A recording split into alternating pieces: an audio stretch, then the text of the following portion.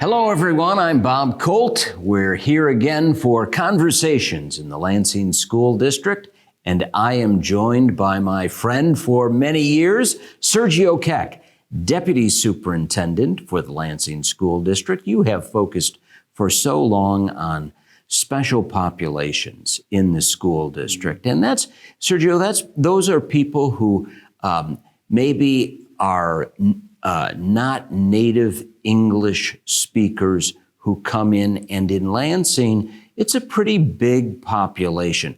Talk a little bit about the evolution of some of the English language learners who have come into Lansing and the school district. Well, thank you, Bob, for inviting me to be at the table with you. It's always a pleasure, and yes, it's been many years doing this.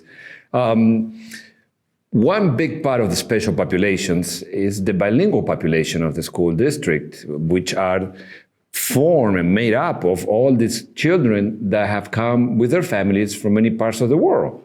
The city of Lansing resettles about 1% of all the refugees in the country, plus we have other different migration patterns. And what has happened through the last 15, 20 years that I've been part of this, we started to resettle people from Sudan, and then people from Somalia, and then people from Burma, Nepal, and after that, people from Iraq came, and then people from African countries, people from Burundi, and it's always, they're from Burundi, but they speak Burundi. And also people from the Republic of Congo, people from Rwanda. And in the last year or so, we resettled people from Afghanistan. And prior to that, a little bit from Syria. That whole group of people and students made about close to 20% of the population of the school district. And that's amazing. So those people who are immigrants who come here to this country, they settle in Lansing, and the kids are really 20% of the population now of the school district, and they come not really speaking English. And what does the school district do to accommodate? Well, the school district, the number one thing that they do is they wrap around these kids and their family to make them feel comfortable so they can learn. They have a welcome center. They come over. We do an intake with the children. We assess what their language level is, what is the best placement for what school to go to. We have like 7 or 8 schools out of the 20-some schools that we have that are specialized and well-trained on how to support these kids so they can have access to the English language as soon as possible, so they can have access to the content that they're supposed to acquire prior to graduating from the Lansing School District. One of the most important parts is that if you drive through Pennsylvania Avenue or Cedar and you see all these different cultural stores, that's an indicator of the work that the Lansing School District has done. Because if we educate their kids and the kids are happy in this community, the families stay. And if they stay, then they start creating small businesses for this community. And that's what makes Lansing so beautiful and diverse. So it's a combination of many things that we do, but the most important part is that we help them become socially adaptable to our culture through our schools. We teach them the language, we teach them the content, and then we set them up to hopefully go to post-secondary education. And we're not actually just, Lansing School District just doesn't educate the children.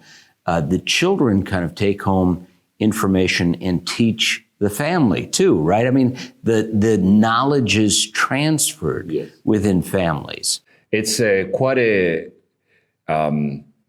very interesting dynamic. The parent teaches you how to be a human being, and then the little kid come to a different country and they have to teach their parents how to speak the language or how to not function, but how to walk through a pathway of success in this community. And the kids do a lot of that. They can also be very tricky, because sometimes the parents don't understand the language and the kid can say, oh, yeah, I'm doing great in school. And Lansing is a very welcoming community for new people who would settle here, not only with school services, with all other services as well, right? Oh, Lansing, through the city, through the school district, through the Immigrant Refugee Resource Collaborative, that is a group that brings 50 different organizations to the table to discuss the needs and to share the services that they can provide to the people that live in Lansing. All that together is what makes this a welcoming city. And a welcoming city helps you keep the people in our city. Well, let's talk a little bit about the Afghan community, because they're the latest group of refugees who've come in. Lansing really welcomed this population, and what it meant was we not only got a quota that we anticipated, we got more. I mean, there were a significant number of children in these families.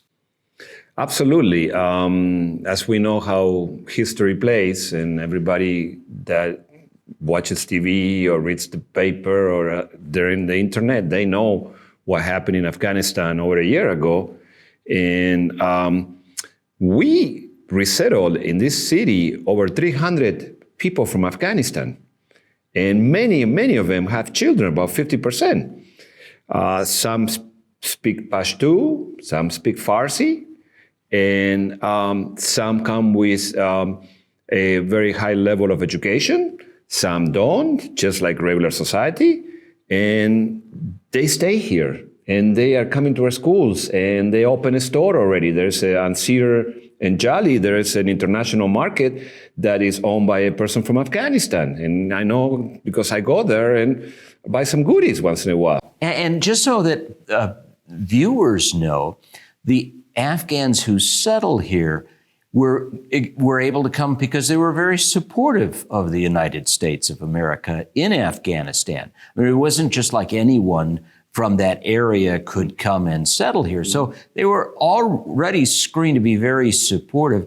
And now they're making the transition, settling and being welcomed in as immigrants. So how's it going? It's going great. The kids they had a summer camp, and I don't know how quickly they did this, but in 2 months of a summer camp, some of the kids were coming in without saying more than 2 words in English. And now I visit them at the schools, and they're like, they can't stop talking. It's like a new toy they have now. They can speak the language. So that's the beauty. That's the reward of having a school district that is welcoming in a community that cares. And this isn't a commercial, but what kind of Afghan goodies do you like, by the way, when you go in there? Well, the bread that they have is very special, okay? I like olives, and I go there and I choose the different olives from all over the world, and I now know which ones I like. The green ones, the big ones with the seeded ones. There's meat that they sell there. They sell something that's called a samosa. I don't know if you've ever seen one. It's fried, but it's kind of funny because where I come from, we have something that called empanadas. These are like empanadas, but from that part of the world. And so the food is great. Yes. Good. I do want you to talk about Everett, because they received a special award for their programs in English language learners. Talk about that recognition that's so special. Yes, that was the last month before the pandemic started, now that I think about it. We were able to travel and receive the award in Atlanta, and that was given to the school for the way they educate the English learners and the progress that they made in that school. I mean, every high school has over 250 kids that are English learners. That's 15, 20 years ago, it used to be Eastern with the largest population. But the shift of housing in the community impacts where newcomers move, and that impacts what school they go. If families are small, a smaller size, they come to the south side of the city because there's more apartments and more condominiums available. So then Eastern is the one that receive so many of them. In the past, or when the families are large families, there's more housing on the north side. So Eastern High School used to receive the families with large numbers of kids. So that's all the beauty of Lansing. And Everett had some amazing programs. Everett has always done a great. Sexton now was the school that welcomed all the Afghan kids, and they're doing great. There's over 150 kids that are English learners at Sexton, and they got beautiful teachers that are educating the kids, administrators that support the kids. When they take the CATA bus, there are kids that are English speakers that help the kids the first time around, and they keep an eye on them. And those are all elements that as you grow up, makes you also welcome others. That's my example. That's my story about my life. I was welcome when I came here. So now, because of that experience, it was much easier for me to welcome others. And my goal is to hope that the more we welcome people, the more we treat people good, people are going to treat others good. And that is going to continue our society growing towards a positive way. And that's happening in the Lansing School District, thanks to you and so many other people who work with you. But talk about special education now in the Lansing School District, because it has been really a source of focus. Yes. Thank you, Bob, for bringing that. I think the community deserves to hear the story about special education. We had a new superintendent that came in last year, and one of his priorities was to fix special education. So what we did is we did an audit. We brought people with a very high expertise level in special education to help us determine how can we do our services better. We were behind reports. The Department of Education was very upset with us. We were not completing what they call the IEPs, or the individual educational plans for children with disabilities, that you, by law, are supposed to finish it at a certain time, within 30 days.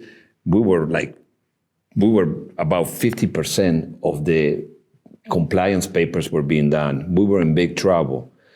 So we put a lot of effort, got a new special ed director, provided a lot of training, added more support, and last year we ended up at 100% compliance. So special education is complicated because it has two big components. One is the compliance, all the paperwork that is required to be done. And the other one, believe it or not, is instruction, teaching, okay? You can be really good at instruction, but if you don't do your paperwork, you're in trouble, okay?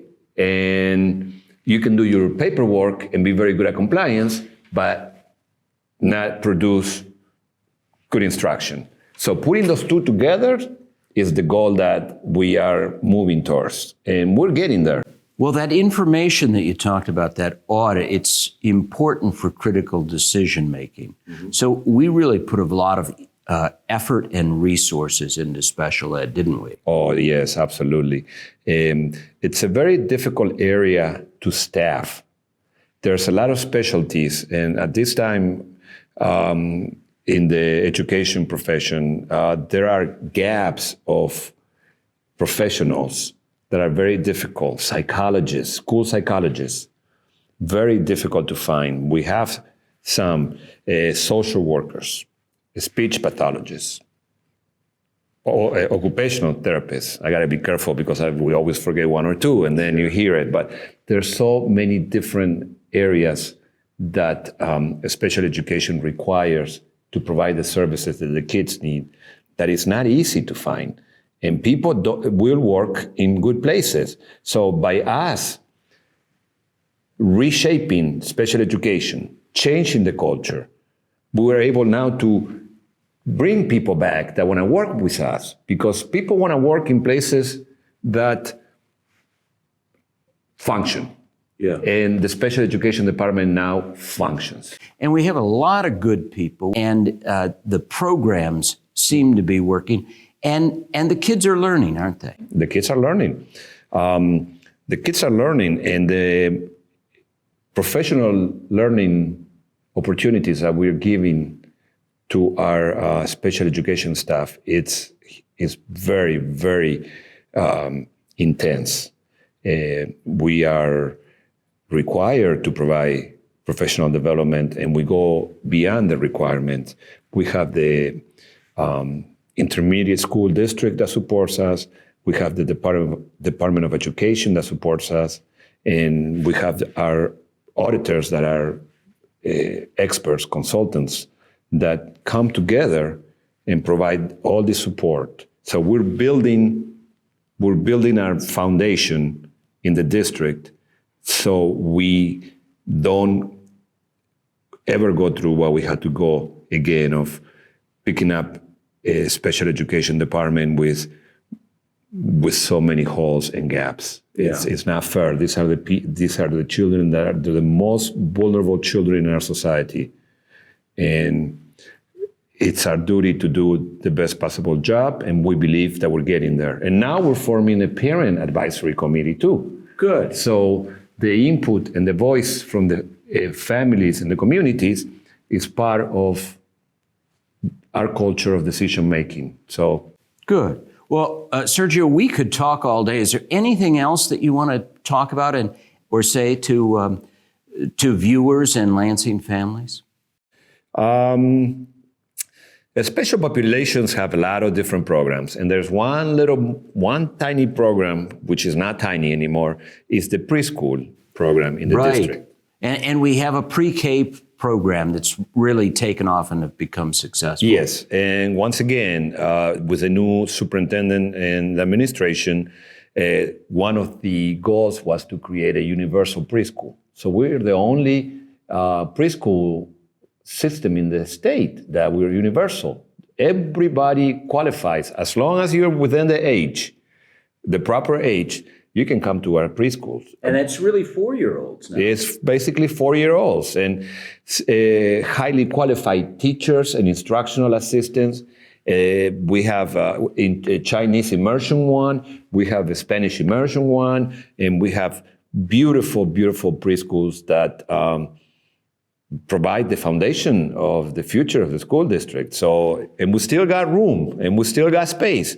So check the website and look at it. And if you got a baby at home that you want them to bring them to preschool, we have space. We got room. And people should know it's not daycare, it's an education program, right? I mean, those 4-year-olds are coming in and we're working with and creating a platform for them to learn. Well, thank you for clarifying that, because that's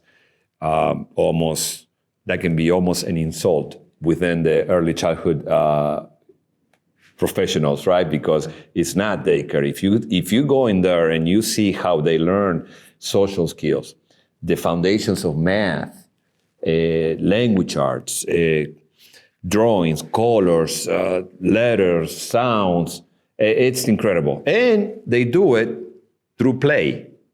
I wish life could be like that, right?